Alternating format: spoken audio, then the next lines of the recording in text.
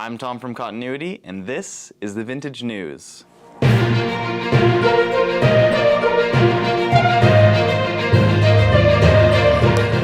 In case you missed it, vintage dealer the Thriftlord, aka Taryn, has been very busy lately. Not only is he dealing vintage to Travis Barker and the Kardashians, but he's also been adding his own tags to vintage clothing, which has drawn some contention from the vintage community. Taryn has stated publicly that he believes the vintage community isn't very open to change, but adding his own tag to very collectible t-shirts has garnered a lot of criticism from vintage dealers and vintage collectors all over the place.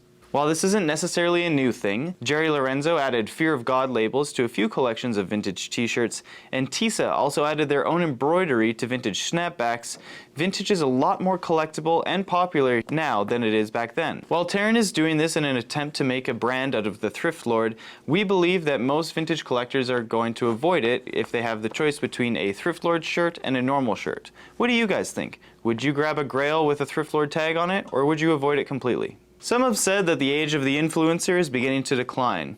We kind of agree with this, and we have noticed a trend emerging because of this. This is influencers selling their old clothing. While smaller influencers might push you to go shop on their Depop or their eBay, we have noticed that some larger influencers are actually collaborating with these selling platforms themselves. Grailed has famously partnered with Lil Yachty to sell his old clothes, as well as Luke Frazier of Round 2 fame.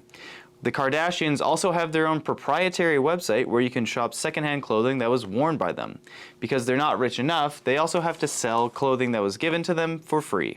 While these are all fine and dandy, our favorite one that we've seen is Shea Gilgeous-Alexander partnering with a hometown store to sell his old clothing. This summer, Omnis partnered with the up-and-coming basketball star, and fans flocked to the store to shop some of Shea's old clothes, as well as just meet the man himself. To do something like that in person in your old hometown is a really special thing. So, if any famous Calgarians are watching this, you know where to find me. And now, a word from our sponsors. Today's episode is brought to you by From Another. From Another is Alberta's premier spot to buy sneakers, vintage, and streetwear in-store and online at FromAnother.ca. From Another has a huge variety of new and used items for that special someone in your life who wants to dress well.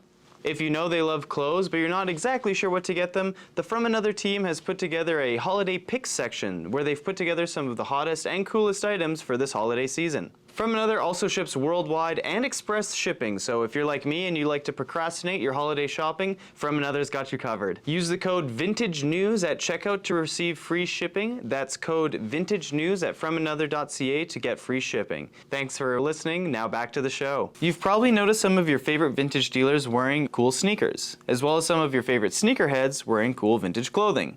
Well, unfortunately, the big brands have caught on to this, and we found a new trend emerging in sneakers. The vintage look is very popular these days. Many pairs of shoes are made to look pre-aged, and they do this by yellowing parts of the shoe, including the midsole and the laces, as well as giving leather a bit of a distressed look to it, kind of like an old pair of jeans. The biggest example of the shoe is actually also the hottest shoe of the year.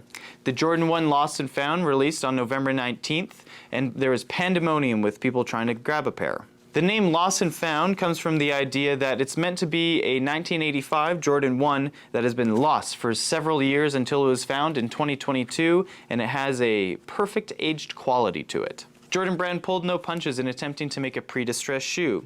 The box itself has fake sales stickers and looks like the original 1985 box.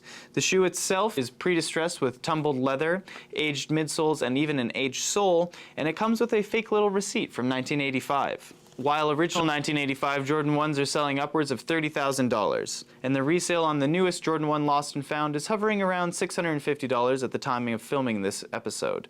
So which would you pick? $30,000 for the original, or a measly $650 for the new ones? That's it for this episode of the Vintage News. I'm Tom from Continuity, and make sure to send me any news that you feel should be reported on next week's episode. Have a great day.